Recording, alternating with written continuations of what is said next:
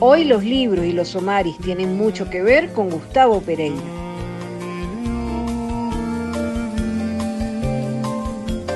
Tu es le soleil d'un million de matins, soleil d'un million. Desde hace mucho tiempo queríamos hacer este encuentro con el poeta Gustavo Pereira. La gobernación de Anzoátegui hizo posible que pudiéramos concretarlo e hicimos este programa en la biblioteca del entrañable Gustavo Pereira, nacido en Punta de Piedras, Nueva Esparta, Premio Nacional de Literatura, ganador de premios y reconocimientos a lo largo de su vida, con más de 30 libros publicados, abogado egresado de la UCB, doctorado en estudios literarios en la Universidad de París, profesor universitario y redactor del preámbulo de la Constitución de la República Bolivariana de Venezuela. La colega Rosana Goyo nos acompañó. Frank Valero coordinó las grabaciones, Moisés Castillo fue el productor y contamos con la cámara de Víctor Castillo y la fotografía de Daniela Millán. Conversamos con Gustavo en su biblioteca que tantas veces vimos a distancia en los programas. Ese puerto de magia literaria, desde donde salen las naves llenas de somaris, de ensayos, de crónicas. La biblioteca de Gustavo Pereira en su cálida casa donde vive hace 51 años, en Lechería, Estado Anzoátegui, Venezuela.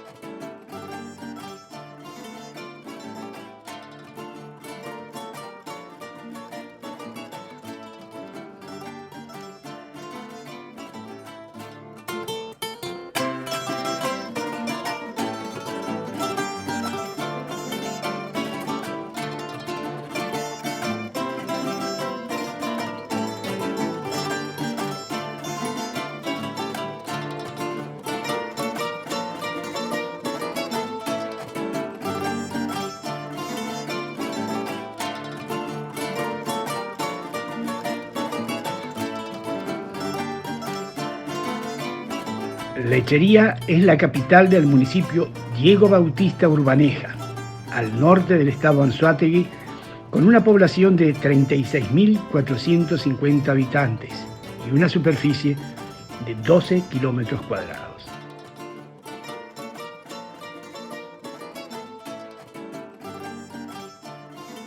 Saludos desde Lecherías, Estado Anzoátegui, República Bolivariana de Venezuela, territorio libre de analfabetismo, a los libreros mediáticos que sintonizan La Librería Mediática, un programa en el que los libros y la televisión tienen mucho que ver, un programa en el que los lectores de todas las edades son protagonistas. Finalmente llegamos a la biblioteca de Gustavo Pereira, gracias a la gentileza de Luis Marcano, de Rosana Goyo, esta gobernación de Anzoátegui que tanto bien está haciendo a la región y que tanto trabajo cultural está haciendo. Ellos son parte de los afectos de Gustavo Pereira y son parte de nuestros afectos. Hay muchos recuerdos compartidos en la gestión venezolana de televisión. Y pudimos entonces llegar acá para conversar desde esta biblioteca que lleva a Venezuela tantas cosas hermosas en tantos programas que la hemos mostrado sobre tantos temas y que hoy nos convoca para hablar sobre tantos otros temas que los libros nos inspiran. Yo quiero empezar con un poema, con un somari de Gustavo Pereira. Los mayas conocieron las estrellas, los incas el camino del mar. Yo conozco tu cuerpo y he venido del desierto. Sé que hay una calle allí por la que me iré y me perderé.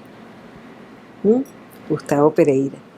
Y queríamos iniciar con una reflexión para todos, en el ámbito de todos. ¿Será que tiene influencia el trabajar en tu caso, el pensar en el periodismo y la política en tu caso, en el crear en una gran urbe o en una montaña, o como en otra época crearon con una pluma y un pergamino, o escribiendo a máquina, o ahora en una computadora, en un teléfono? ¿Qué les ha aportado a ustedes ahora que están, y tú que la mayoría de tu vida has estado en la cercanía al mar, y tú que estás ahora en la cercanía al mar? Tú, Isidoro, estabas en Montevideo, allí con esa rambla. y nosotros pues en Caracas tenemos a La Guaira cerquita, pero ¿cómo influenció en tu inspiración, en tu creación, la cercanía al mar? ¿Habría sido lo mismo Gustavo Pereira en la montaña o en una gran urbe que lo que es ahora? Sin duda que no, María Elcira, gracias. Porque más que el mar propiamente dicho, se trata de un problema de horizontes, de visualidades, ¿no? A mí me encanta la montaña, solo que me siento prisionero a veces en la montaña, ¿no? Probablemente lo del horizonte, y yo diría y la infinitud de las visualizaciones, sea nada más una cuestión mental, que lo es sin duda. Pero eso despierta la imaginación, ¿sí? Despierta el afán de la aventura humana que es perenne. Y en suma, yo hago una diferencia siempre entre el mar y la mar, ¿no? Aquí tenemos la mar. Esta es una bahía privilegiada, rodeada de un cordón de islas, la Chimana, que tiene una parte de ese océano que cuando llega a esas orillas se transforma en femenino, y es la mar, acogedora, no es violenta, muy pocas veces embravece, ¿no? Y es casi como un lago, ¿no? En ocasiones. Y claro, yo me crié a las orillas de la mar, ¿no? Y lo femenino sin duda marca nuestras vidas para siempre.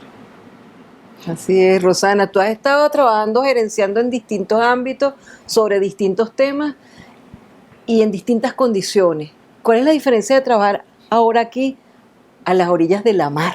De la mar. Y el poeta habla y uno se va llenando de toda esa poesía que salen de sus palabras. Bueno, definitivamente estar en la mar ha hecho en mí, que vengo de un estado que son crepúsculos y montañas, abrir un nuevo sentido. Uno camina y se inspira. Caminas y te inspiras para ir a trabajar, para producir, para hacer las cosas del día a día. Y bueno, también como soñadores, como revolucionarios, que siempre estamos soñando, y amando también. Una vez pensé, yo dije, ¿será que mi amor es infinito como el mar? Porque uno puede ver aquí en Lechería, sobre todo, o en Puerto La Cruz, puedes ver el mar desde la mar y dices, qué infinito.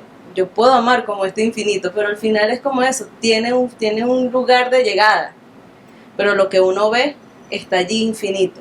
Entonces eso nos llena, nos inspira en el día a día. Sí, Isidoro, yo siempre, eso lo vi yo en una película, alguien que le decía, escrito en la piel, una película que valoraba el detenerse a dibujar las letras. Yo decía, de verdad que el proceso creativo ha sido diferente a lo largo de los siglos. Ahora pensamos de una forma como que estamos pensando en varias cosas al mismo tiempo, en una vorágine. Tú que te viste en Caracas también, en una vorágine de que había que resolver cosas al mismo tiempo. Aquí sí. Lo mismo, pero tienes ese elemento que sosiega. Inspirador también. Inspirador también. ¿Y tú, Isidoro? Vos sabés que cuando tú o ¿Cómo vos, que vos? cuando hacías ese planteo, yo me estaba preguntando dónde quedaba el amor dentro de las posibilidades de la inspiración. Y cuando hablo del amor, también puedo hablar del desamor, o si se quiere decir del odio. Hace unos minutitos antes que tú llegaras, estábamos hablando con Gustavo sobre ese escritor extraordinario, Juan Carlos Onetti, el autor de Junta Cadáveres, el autor de El Astillero, el autor de Los Adioses, obras, en mi opinión, cumbres en la literatura de la humanidad. En el caso, entonces, que hablábamos de Juan Carlos Onetti no podía estar inspirado en ninguna de las cosas que tú decías, María Elcira, sino en la mujer. Ahora, ¿en qué aspecto de la mujer? En el aspecto de la mujer amorosa, en que él de alguna manera tenía que transmitir hacia ella, hacia ese ser humano femenino, o simplemente en el caso de su literatura, la mujer con el cual él no podía comunicarse amorosamente. Así que creo que entre el amor y el desamor muchos autores se han inspirado. También se ha dicho repetidamente que los grandes poetas muchas veces han surgido en sus mejores poemas de la tristeza, del despecho, como los boleros, digamos, etc. No sé cómo lo ves tú esto que acabo de comentar, Gustavo. Sí, la tristeza parece ser un leitmotiv que el romanticismo desde luego exaltó a tal punto que quedó casi como un establishment, ¿no? Y resulta paradójico realmente porque la poesía es más bien la exaltación de la vida, ¿no? Pero nadie en la alegría escribe, la alegría se disfruta. Así es. Se vive. Sí, es verdad. Bien, ¿no? Por eso las cosas que se escriben tienen que ver con los conflictos internos, con esos laberintos interiores que cada ser humano tiene y que no haya forma de expresar, incluso con la palabra a veces no puede expresarse. La poesía es un intento de expresar lo inexpresable, ¿verdad? Y expresar lo inexpresable a veces es mejor guardar silencio. Yo diría que si la poesía es la exaltación de la palabra y la palabra es la exaltación de la vida, recordemos también que la palabra tiene connotaciones contrarias, ¿verdad? Puede exaltarse la muerte. La exaltación de la muerte, yo escribí por cierto un texto, no sé si se llama Noticias Imperiales, en donde como los herederos de Mayflower parece que cultivaron la muerte a tal punto que donde quiera la siembran, ¿no? La cultivaron, la cosecharon y la cosecha a su vez la siembra en otras partes, pero es la cultura de la muerte, ¿no? Yo he intentado exaltar también en mis versos la cultura de la vida, ¿no? Por oposición, incluso un libro mío se llama Vivir contra morir, pero no es sino, no sé si un deseo vano o simplemente la expresión de una conciencia que sabe que es posible mejorar la condición humana. Gustavo, cuando tú dices que es de la vida, ¿no, verdad? La exaltación de la vida, la poesía. ¿Se podría entender con cierta amplitud que la poesía también puede ser, depende del autor, depende de lo que se quiera, de su propio talento, social? Por ejemplo, nosotros en Uruguay conocemos mucho la poesía de Mario Benedetti, que tiene muchísimos poemas, aparte del amor, que tú también muy bien lo expresas en tu libro, en las poesías eróticas. Sí, en este compendio de Asirema, en Ejercicio del Amor, 90 somaris y otros textos eróticos. Esto es una exaltación de la palabra amor. Sí, del amor. En el caso de Mario Benedetti, también uno podía extender al tema social, y cuando hablamos del tema social es imposible no hablar del tema político. ¿Cómo lo ves? Tú sabes que yo he criticado siempre esas manifestaciones críticas y también en algunos poetas de que todo lo que no sea lírico es antipoético. Entre ellos, por supuesto, los conflictos sociales. Yo a estos amigos poetas siempre les he recomendado que lean la Ilíada o que lean la Divina Comedia. En la Divina Comedia el Dante incluso nombraba a sus enemigos con nombre y apellido. A los papas los ponía en las pailas del infierno correspondientes dependiendo del papa que fuese, con sus nombres y apellidos, ¿no? ¿Y qué es la comedia? Que realmente así se llamaban. Lo divino Sí. se lo puso Boccaccio Sí. mucho tiempo después, o casi coetáneamente. Pero la comedia no es sino un gran poema político cuyo lirismo es tan exultante que es una obra perenne, una obra extraordinaria para la humanidad.